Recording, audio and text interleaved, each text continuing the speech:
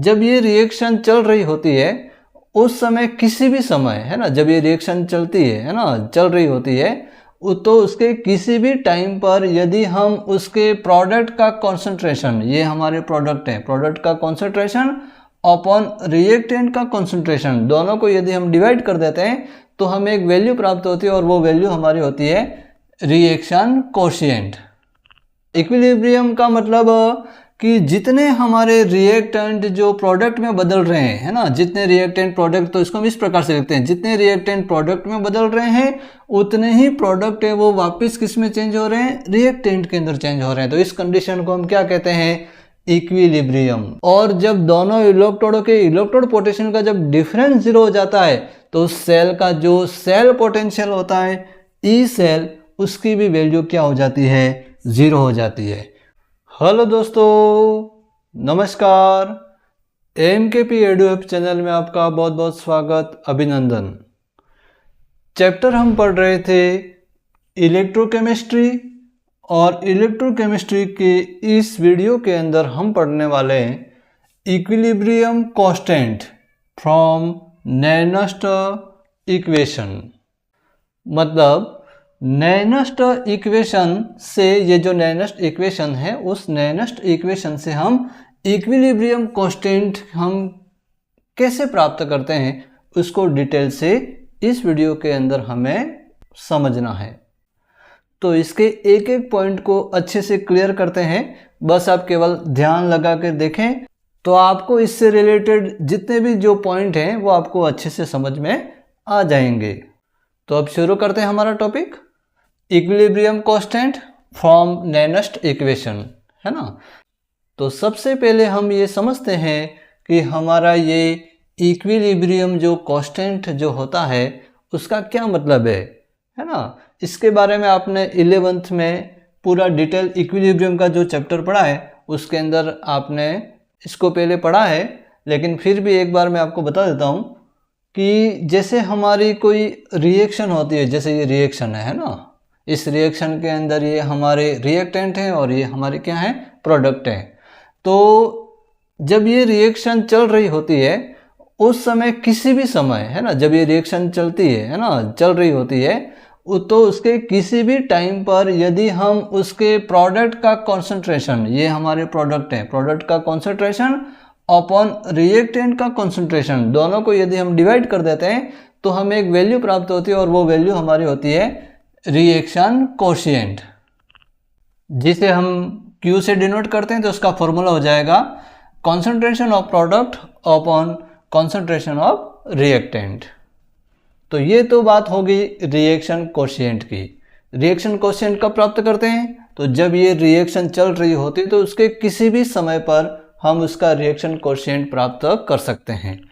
अब बात करते हैं जब ये रिएक्शन इक्विलिब्रियम में आ जाती है, एट इक्विलिब्रियम, है ना। इक्विलिब्रियम का मतलब कि जितने हमारे रिएक्टेंट जो प्रोडक्ट में बदल रहे हैं, है ना, जितने रिएक्टेंट प्रोडक्ट, तो इसको हम इस प्रकार से लिखते हैं, जितने रिएक्टेंट प्रोडक्ट में बदल रहे हैं उतने ही प्रोडक्ट है वो वापस किस में चेंज हो रहे हैं, रिएक्टेंट के अंदर चेंज हो रहे हैं। तो इस कंडीशन को हम क्या कहते हैं, इक्विलिब्रियम, है ना, जिसमें रिएक्टेंट का प्रोडक्ट में बनना और प्रोडक्ट का रिएक्टेंट में बनना जब दोनों बराबर हो जाते हैं तो उस स्थिति को या उस कंडीशन को हम कहते हैं इक्विलिब्रियम। उस समय हमारा जो प्रोडक्ट का कॉन्सेंट्रेशन अपॉन रिएक्टेंट का जो कॉन्सेंट्रेशन, जब दोनों को डिवाइड करते हैं तो हमें प्राप्त होता है इक्विलिब्रियम कांस्टेंट, जिसको हम लिखते हैं शॉर्ट में KC लिखते हैं, और वो वैल्यू हमारी होती है इक्विलिब्रियम कंडीशन के अंदर प्रोडक्ट की कॉन्सेंट्रेशन अपॉन रिएक्टेंट की कॉन्सेंट्रेशन, जब दोनों को डिवाइड करते हैं तो हमारा इक्विलिब्रियम कांस्टेंट हमें प्राप्त होता है।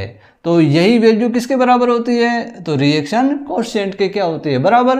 तो हम इसको इस प्रकार से भी नोट कर सकते हैं कि ये जो KC की वैल्यू होती है वो इक्विलिब्रियम के समय रिएक्शन कोशिएंट के क्या होती है, इक्वल होती है। ओके, तो ये हमारा हो गया इक्विलिब्रियम कांस्टेंट। ओके, तो अब हम इसी रिएक्शन, ये जो रिएक्शन है उस रिएक्शन का यदि हम इक्विलिब्रियम कांस्टेंट यदि हम निकालें, KC की वैल्यू हम निकालें, तो इसमें प्रोडक्ट की कॉन्सेंट्रेशन कौन सी है, प्रोडक्ट हमारा कौन सा है Zn2+, तो ये Zn2+, और कौन सा है Cu, तो ये Cu कॉपर, ओके, सॉलिड के रूप में है। उसके बाद में रिएक्टेंट कौन कौन है, तो रिएक्टेंट के अंदर हमारे ये Zn है और एक Cu2+ है, एक Zn है और एक Cu2+ है। तो ये हमारे प्रोडक्ट की कॉन्सेंट्रेशन और ये हमारी रिएक्टेंट की कॉन्सेंट्रेशन, दोनों की कॉन्सेंट्रेशन को हमने रख दिया। लेकिन हमें एक चीज़ हमें पता है कि जो सॉलिड जो होता है, सॉलिड के फॉर्म के अंदर जो रिएक्टेंट या प्रोडक्ट होते हैं, तो उनका जो एक्टिव मास या उनकी जो कॉन्सेंट्रेशन को हम क्या मानते हैं, इकाई, यूनिट मानते हैं, 1। तो इन दोनों की जगह जब इसकी वैल्यू भी 1 हो जाएगी, इसकी भी वैल्यू भी 1 हो जाएगी, तो हमारा बचेगा क्या, तो एक तो Zn2+ बचेगा ऊपर से और नीचे से हमारा बचेगा Cu2+। तो हमारी Kc की वैल्यू इस रिएक्शन के लिए जो हमें प्राप्त होती है वो होती है Zn2+ अपॉन Cu2+, दोनों की आयन जो हैं उनकी कॉन्सेंट्रेशन, ओके। तो ये तो मैंने बताया कि हमारा इक्विलिब्रियम कांस्टेंट क्या होता है। अब हम बात करते हैं कि नैनस्ट इक्वेशन की। तो जैसे हमारा जो गैल्वेनिक सेल होता है या जो डैनियल सेल होता है, उसके अंदर जो रिएक्शन होती है, उस सेल के अंदर जो रिएक्शन होती है, वो आपको पता है कि इसके अंदर जो Zn जो एनोड के रूप में होता है उसका ऑक्सीडेशन होता है और वो Zn2+ के अंदर चेंज होता है। और हमारा कैथोड के अंदर हमारे जो Cu2+ आयन होते हैं वो इलेक्ट्रॉन को ग्रहण करते हैं और वो Cu में चेंज होते हैं। मतलब ये हमारी गैल्वेनिक सेल की जो कंप्लीट जो सेल रिएक्शन है उसके अंदर दोनों इलेक्ट्रोडों की जो मिला करके जो रिएक्शन जो बनती है वो रिएक्शन हमने यहाँ पर नोट की है। तो इस रिएक्शन के आधार पर उसकी जो नैनस्ट इक्वेशन जो हम लिखते हैं, जिसे हम पहले भी पढ़ चुके हैं कि ई सेल मतलब उस गैल्वेनिक सेल का जो सेल पोटेंशियल होता है वो इक्वल होता है, किसके इक्वल होता है, तो इसके standard cell potential minus RT/2F, ये 2 number of electron, log base E Zn2+ upon Cu2+। तो ये क्या है, हमारी इस गैल्वेनिक सेल की नैनस्ट इक्वेशन, ओके। अब इस नैनस्ट इक्वेशन के अंदर जब हम इस log बेस E को log 10 में चेंज करते हैं तो इस रिएक्शन को हम इस प्रकार से भी नोट कर सकते हैं, E cell is equal E nought cell minus 2.303 RT/2F, है ना। और यहाँ पर हो गया log 10। तो log E की वैल्यू किसके इक्वल होती है, तो 2.303 इंटू log 10 बेस के क्या होती है, इक्वल होती है। तो यहाँ पे हो गया ये 2.303 और log 10 और आगे Zn2+ अपॉन Cu2+। आगे बढ़ते हैं। After some time we shall note that voltmeter give 0 reading, it means E cell is equal 0। मतलब ध्यान से यहाँ पर सुनना कि हमारा जो गैल्वेनिक सेल होता है उसके अंदर जो 2 इलेक्ट्रोड होते हैं, दोनों इलेक्ट्रोड को जब हम जोड़ते हैं की के माध्यम से, तो उस सेल के अंदर करंट का फ्लो होता है ना।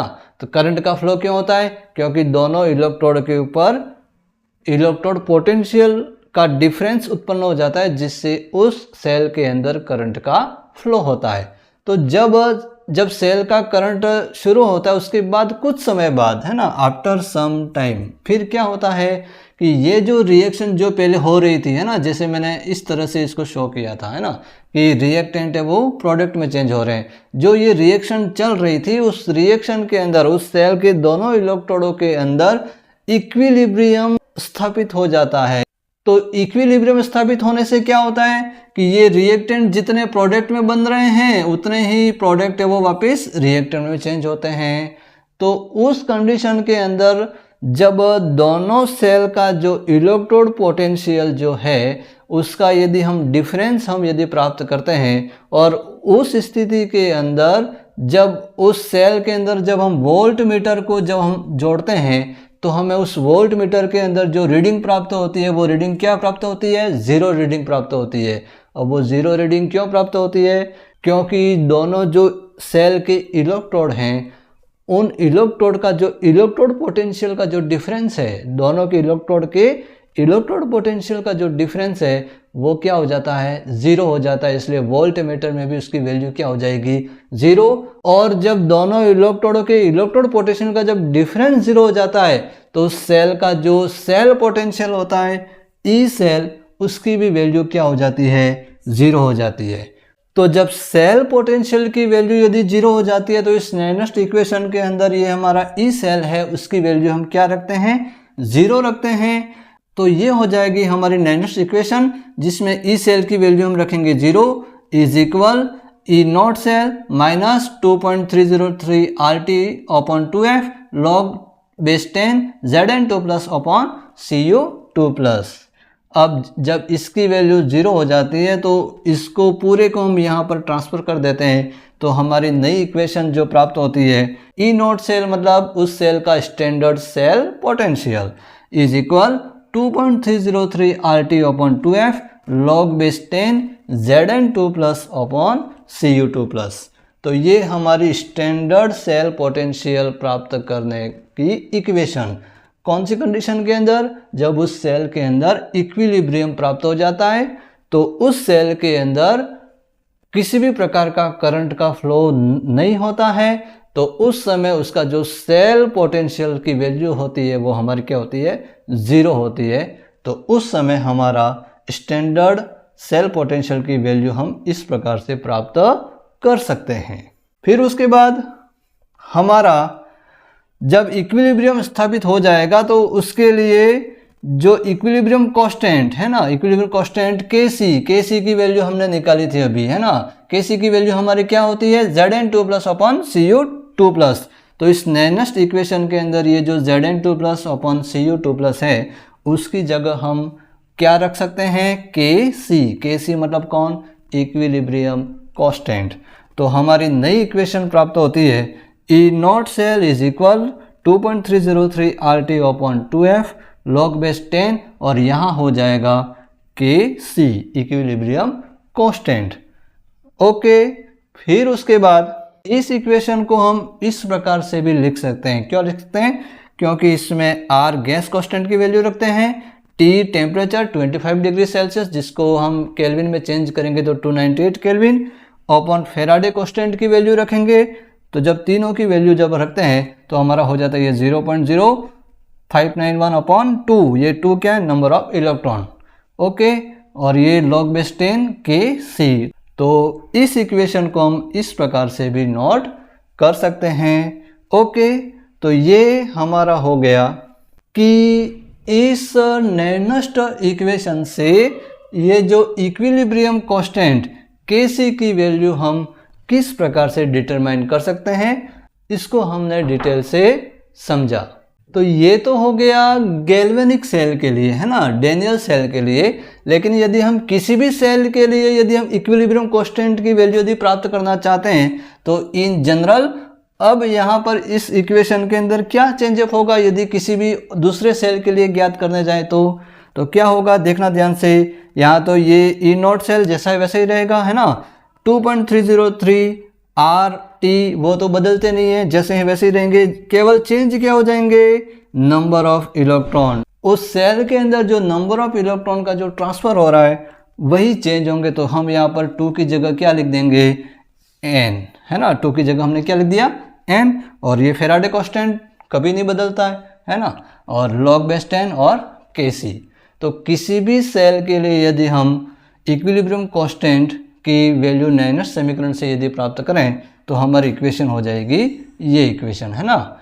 और इसमें भी यदि हम R, T और F की वैल्यू को यदि हम रखते हैं तो हमारी इक्वेशन प्राप्त हो जाती है E not cell is equal 0.0591 upon n log base 10 Kc।